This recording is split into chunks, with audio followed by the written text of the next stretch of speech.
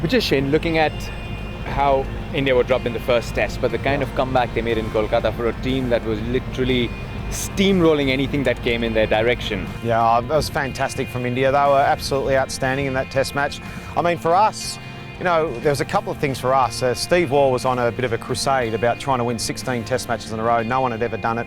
And we had knocked over India, and we had we could have had a choice of whether we enforced the follow-on or not. And I remember Steve Waugh asking the bowlers, how you feeling? And, you know, we had Kasperwich and Dizzy who had just sort of started, and they were like, yeah, we're ready to go. McGrath was a bit like, well, I'm okay if we have to go and bowl again. And then he asked me, I said, mate, I'm knackered. I bowled 25, 30 odd overs, it's hot. You know, why don't we get him in again and bat? And a few of the guys, you know, they were saying, get him in. So there was a bit of confusion about what was going on. And anyway, Steve Waugh decided, no, let's get him in. Let's get India in again. And we got a few early wickets, and then Dravid and Laxman had this unbelievable partnership. And I remember, I think I was 6'1" at the start, and I think by the end of that innings I was 5'4".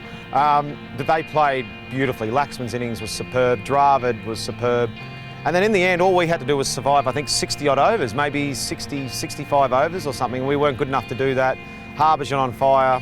Sachin got a few. Sachin bowled a few wrong-uns and all sorts of things and got wickets. And India had pulled off one of the most amazing wins in our time. That was just a fantastic win. And you know, they went into the lunchtime without losing a wicket. Right. Day 5 lunch without losing a wicket. And I remember that morning of day 5, we were about 360 ahead, and we were just wondering when to retire because Haydos was in such good form. We didn't want to give them a chance. And then the session after lunch, they lost 3. And I remember dropping Steve Waugh and back in short leg just before tea, and he flicked Harbhajan and straight in and out. And it was tea, and he walked past me and said, I'm not too sure whether you'll win this test match or not. You don't say that to the Prince of Kolkata. And I didn't say anything because I was so angry with myself that how could I leave that catch? They would have been 4 down at tea, and we had something to bowl after tea. And then the last 7 overs. And we're 9 down for a while. Harbhajan swapped ends, didn't he? Yeah. Harbhajan was bowling from Peter Wheely's end, and we got him from the end of Mr. Bansal, because there was a bit of zip in from the other end. The left arm seamer had bowled from the other end, so there was a bit of rough.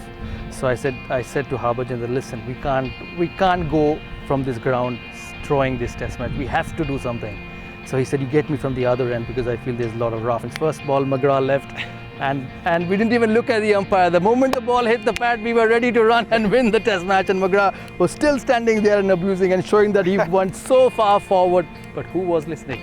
I tell you what, also, Saurav, that series was fantastic because I think the earliest he turned up to the toss was about 5 minutes late every time. And it was really annoying because we were so tired anyway. We're trying to get ready to know if we're batting or bowling. So it was beautiful by Saurav because he really got up the nose of all of us, especially the captain, Stephen.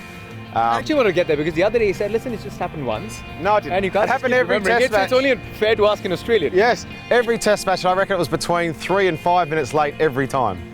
Why? Why, Saurav? Can't remember. It's too long. It's too long. It's too long.